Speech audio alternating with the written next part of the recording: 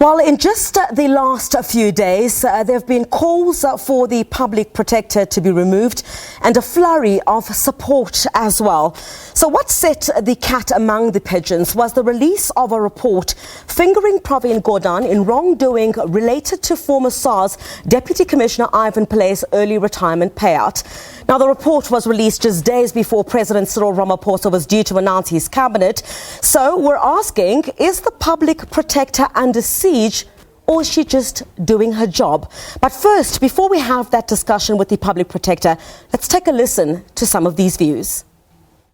There is almost a campaign, right? Yeah. I mean, if you become clinical about the advocate, also findings and the process itself, it was fairly flawed. It was fairly flawed, and there is reason to believe that there are ulterior motives that propelled her to make the decisions as quickly as she did.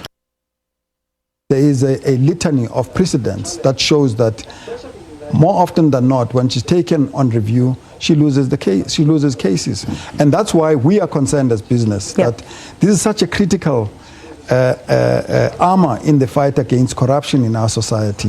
We can't have somebody whose credibility and standing is in question. The report and the findings that she made on Pravin Gordhan is a correct one in the manner in which he handled the issue of pension fund of his friend. And one thing which many people are not paying attention is that Ivan Pillay is a personal friend of Pravin Gordhan. Well, those are just some of the views. Is the Public Protector under siege, or is she just merely doing her job? There's certainly been a lot of a comment in the public sphere over the past couple of days. And the Public Protector Advocate Mkhwebane joins me tonight in studio. Advocate, thank you very much for your time this evening. I tracked on social media on the days that we did the interview, on the day that President Cyril Ramaphosa had announced his cabinet, and you were not happy with some of the comments that were made. This was on your Twitter account of some of the individuals that we were speaking to. Those are just some of the varying views of your office. What I would say is that I was very much concerned that on that particular day I've issued 6 reports. And those reports relate to the city of Tshwane, that appointment of irregular appointment of Okam, the chief of staff. It related to Phumelela race course complaint, which was lodged by Pindikema. There are several ones relating to the Secretary to Parliament and relating to how they conducted themselves. The 2 which were relating to Mpumalanga. One is the Madiba Memorial, the other one relates to the vehicles which were procured for the Premier.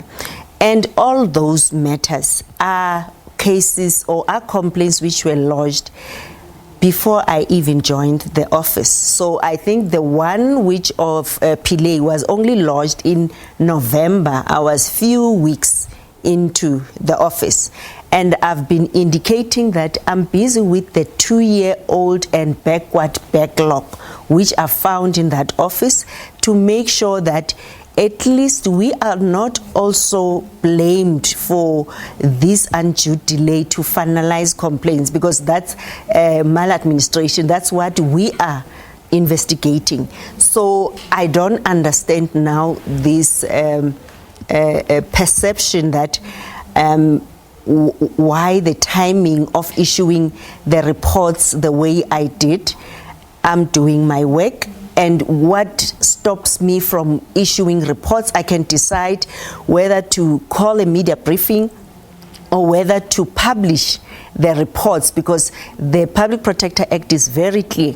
Publish the reports in our website. We've been doing that, we've published that, and even tweet about the matters which we've finalized, because the other week we've published more than 11 reports. I must indicate that since I joined Public Protector Office, we've issued around 100 reports, and out of those 100 reports, only 27 were taken on review, and the 27, all those reports are reports which are found as, in fact, they were already issued. Some of them are the reports which were investigated by my predecessor, but were issued when I joined the office. And out of all those reports, there are a number of them which were taken on review.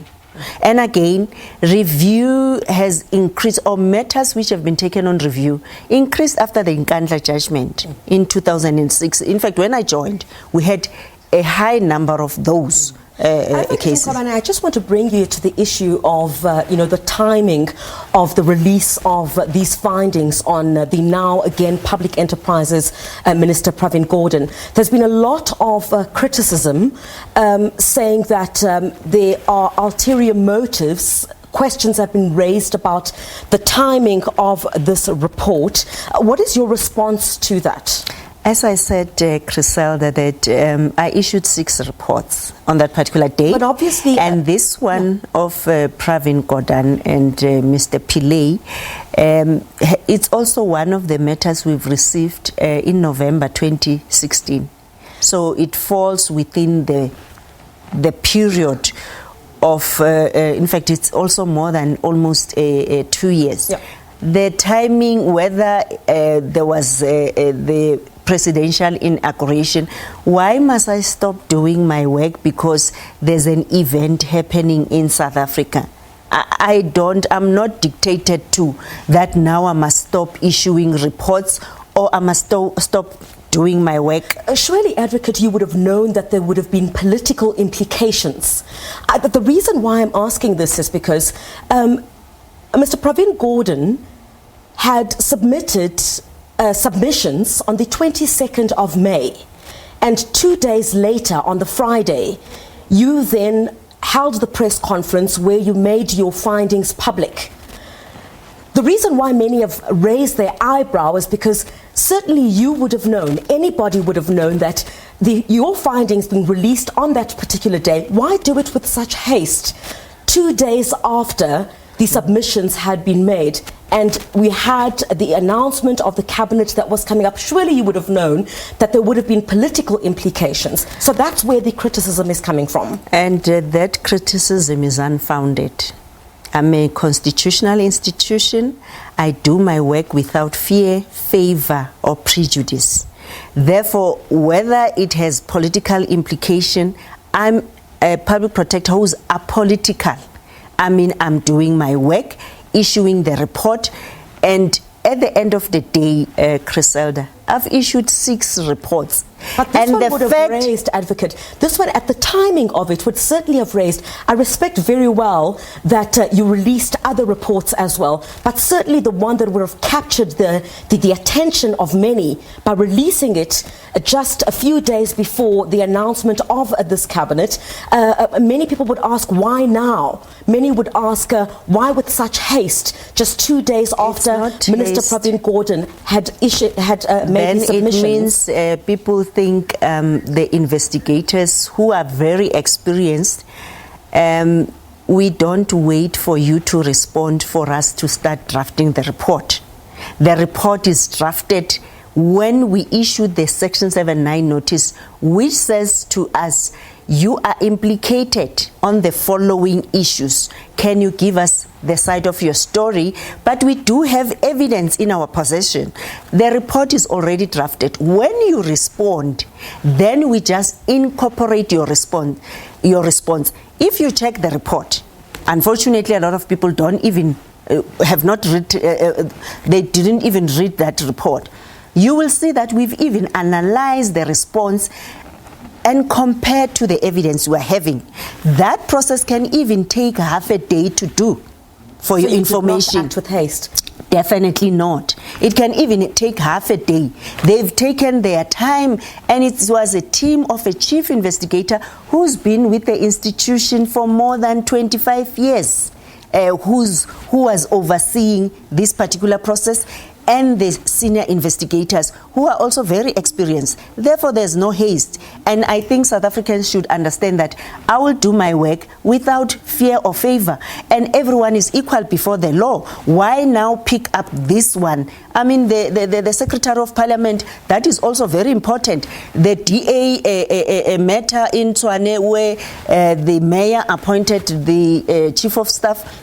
It's also a political issue and it's also very important. We should be issuing our report without fear, without favor, and that will still continue going forward. So there were no ulterior motives on your office for releasing this particular report, which included the findings against Minister Pravin Gordhan? Definitely not. Definitely not. All right. I want to get to quite a number of other issues, Advocate Mkhwebane. There are individuals at the moment who are calling your integrity into question. And there are others, of course, you saw the clip from the EFF who are saying you are correct in your findings that you found against Minister Pravin Gordhan. But I want to talk a bit about, some of the other matters which have been taken on review. If we look at the Vrede Farm incident, if we look at the Reserve Bank incident, the judgments against you have also been damning, where you're accused of basically not understanding the law and not being able to do your job. What do you say about those particular?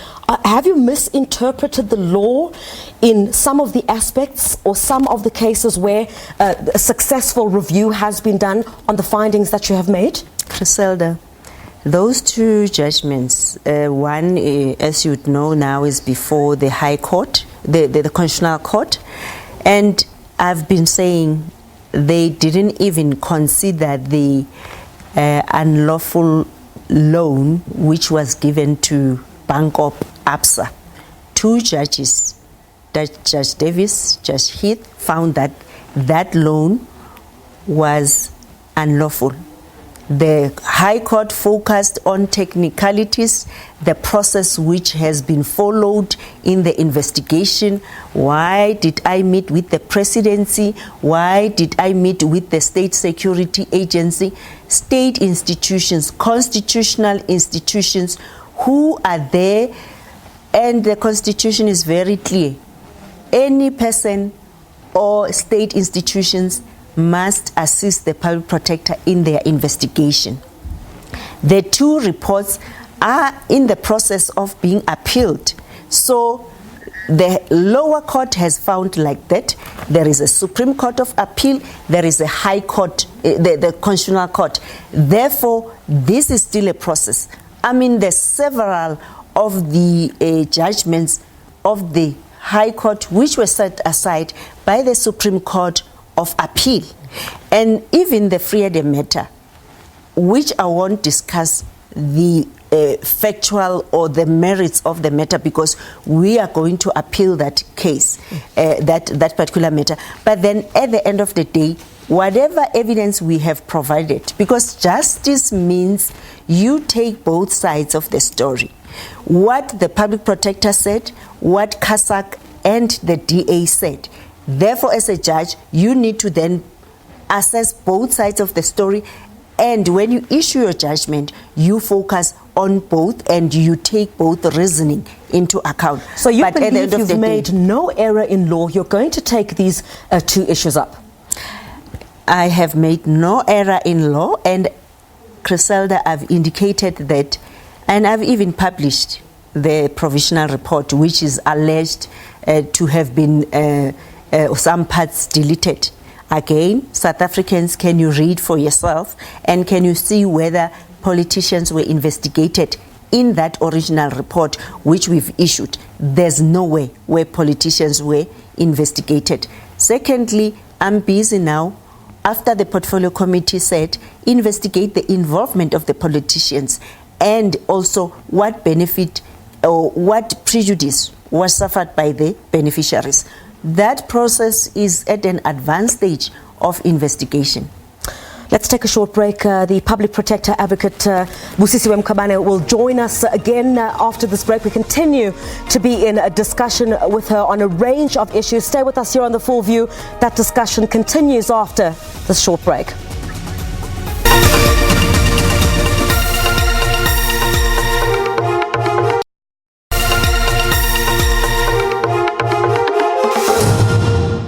Well, thank you very much for staying with us. The Public Protector Advocate Mkhwebane still joins us tonight. Is she under siege or is she just doing her job?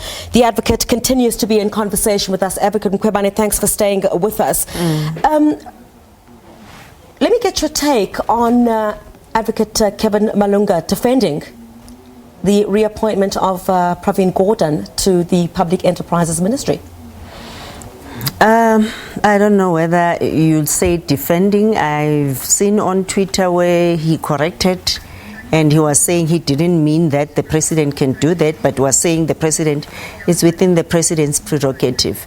So I don't know whether he was defending. And at the end of the day, Griselda, I think as the constitutional institution which has its powers clarified by the highest court in the land, which is the Constitutional Court, and what is our mandate. Therefore, I think we just focusing on what we are expected to do. We are not politicians, we are operating in a political space, but then we cannot dictate what the president should be doing. And again, what is very important as a constitutional institution which is there to support and strengthen constitutional democracy. We will have to bring any matter which we feel or we think that the president, MECs, HODs, ministers should take into consideration. And I mean, the Constitutional Court was even very clear about the obligations of the president as far as the Constitution is concerned.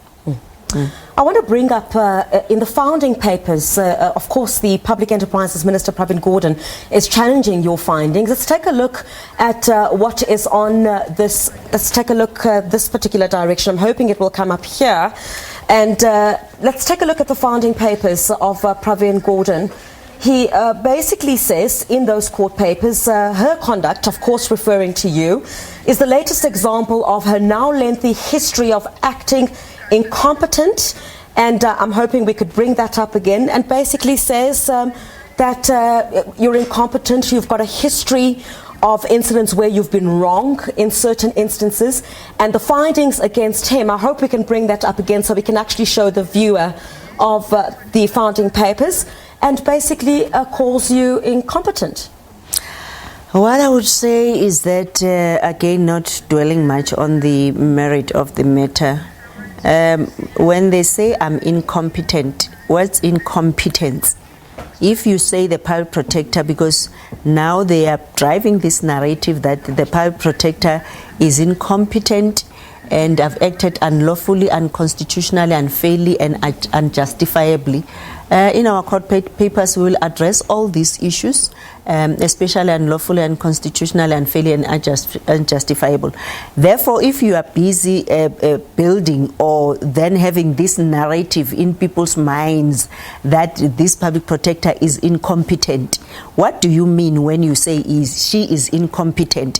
Comparatively speaking, when you are saying to a public servant you are incompetent, you cannot do your work, and it means when we assess you, we should be finding you are a disaster on all areas of the key performance areas which we've allocated you.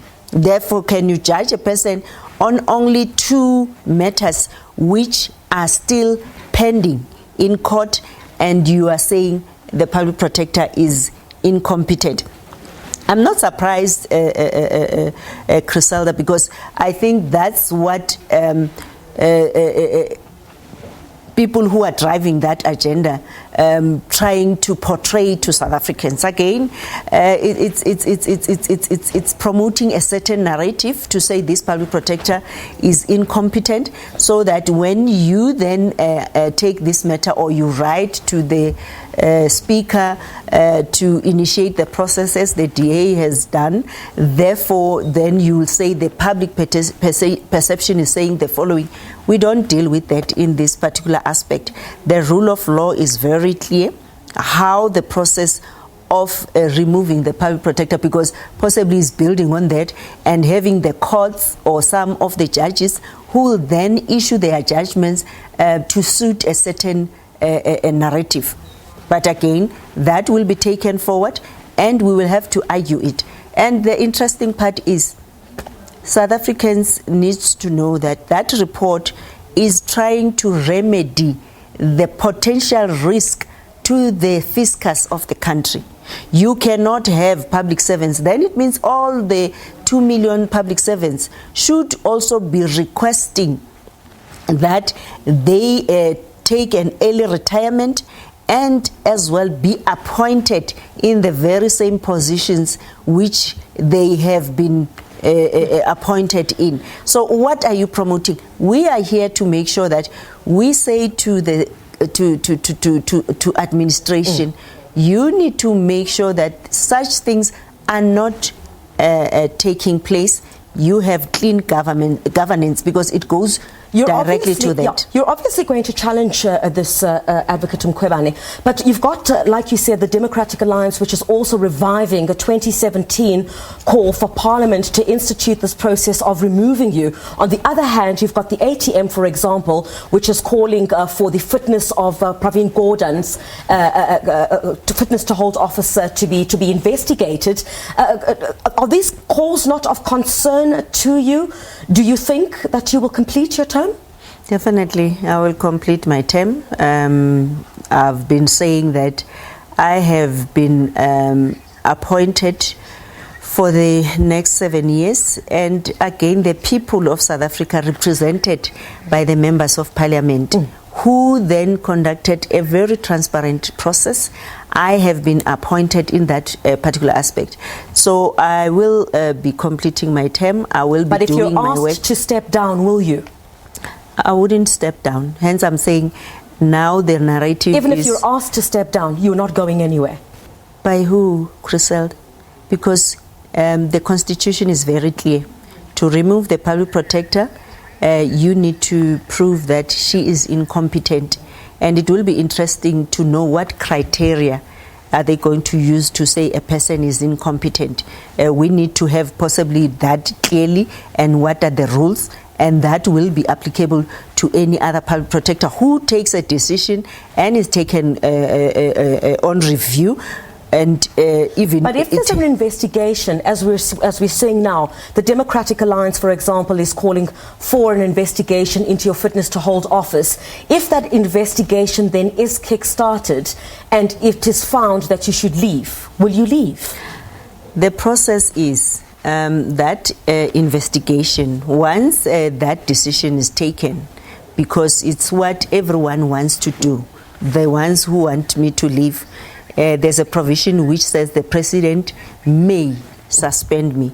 So definitely for the people who don't want me to be there, or the people I'm investigating, because currently there's a number of investigations. It's interesting for the DA, you want to remove me, but you bring complaints to my office. Then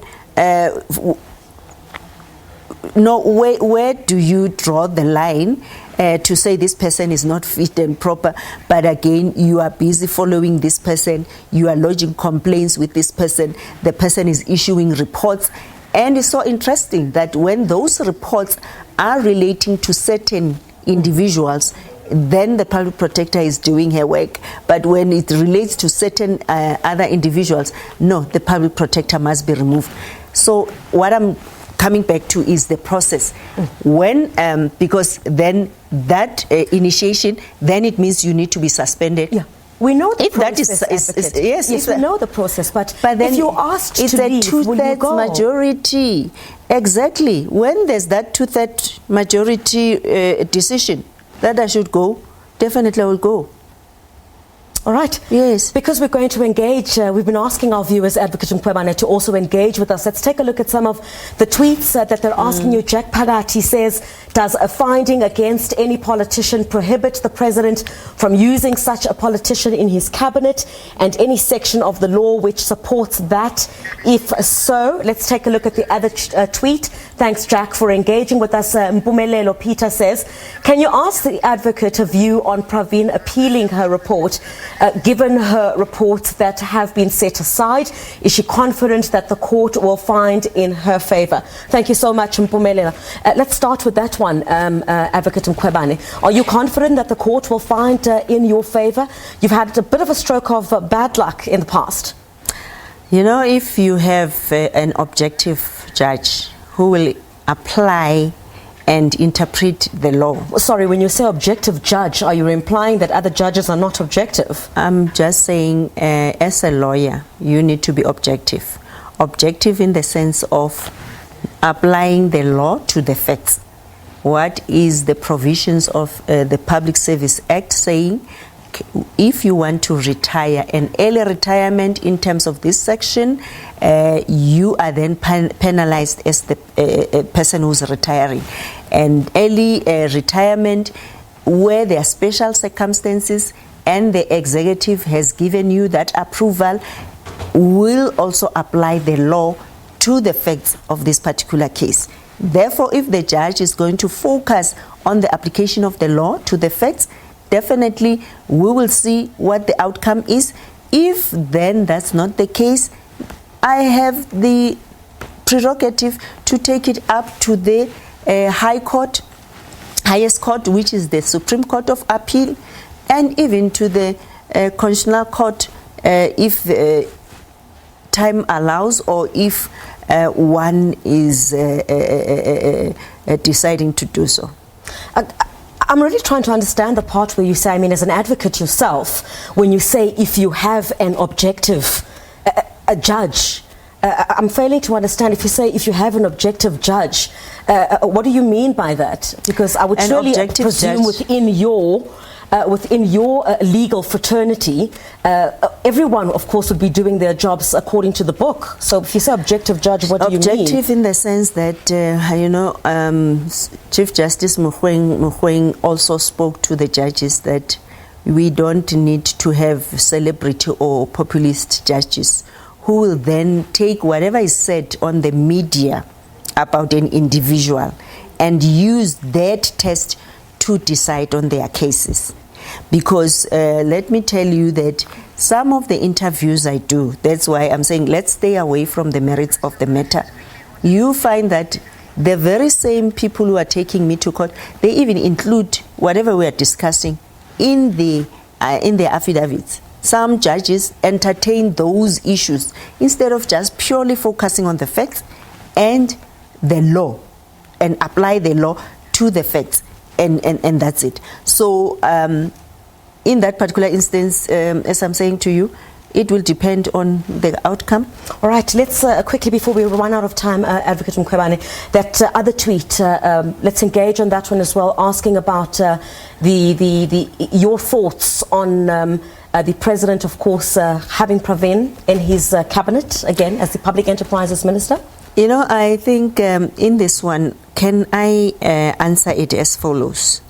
The Constitutional Court, and in the matter between the EFF and the Speaker, you know, that judgment was very clear on what are the President's obligations, which says the President as the head of state and the head of national executive should be, is having that highest calling of making sure that they make sure that there's effective governance of our democratic country.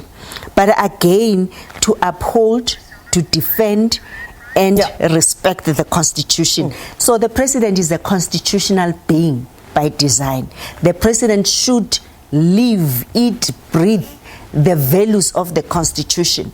Therefore, what he decides to do, appointing ministers. Remember again, we are not speaking about only Pravin Gordhan.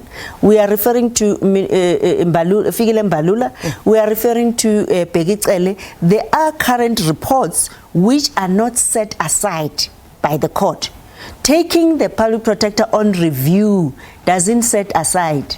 In fact, it doesn't suspend the remedial action. All those ministers are part of the cabinet. I'm not deciding, he has his own prerogative, but I'm just saying he is the President. He should be respecting the Constitution, and the Public Protector is a constitutional institution. if there's a decision or a remedial action which we have issued, yes, unless those ministers then they interdict implementation of the report. So are you confident that this challenge that you will be taking against, of course, what the Public Enterprises Minister is taking to court, you'll be successful in your bid? Again, if there is objectivity, you seem to be apply. questioning, Advocate Mkhwebane, the credibility of your own colleagues. I'm not questioning them. I'm saying I have very confidence and I trust in our judiciary. The judge who is going to listen to this matter, let them focus on the facts and the application of the law and the Constitution. That's all I'm saying. What would you say to those who are calling for your head and calling for you to go before we wrap up? I think, Griselda, I've answered already that I'm not going anywhere. I'll be here until 2023. And if the process is taken through and there's a 2/3 majority to remove me, definitely I'll go. I won't have a problem with that. But for now, to South Africans, I'm serving them. As a public protector, we finalized more than 14,000 applications, bread and butter issues which affects the people at the grassroots. So as far as you're concerned, your credibility is still intact, and that of your office? Yes, my credibility is still intact. Unfortunately, the people who have the resources to attack my credibility, people who own a certain media, they can say whatever they say. I don't have those resources. If I had my own channel, I will just continuously tell the South Africans the good work we've been doing. But then if then there's this narrative to create this issue of an integrity or this public protector is incompetent, unfortunately I can't say anything about those because they have the resources to do that and attack the integrity of a person and perpetuate issues of fake news about a person and just attack the character of a person. But to those South Africans who need or who are in need of our services, we are here to serve and we are here to make sure that we will change your lives. And we've got very experienced investigators and they've worked with my predecessors. They are there, they are doing a sterling work. So you're not going anywhere, says the Public Protector. Thank you very much for your time.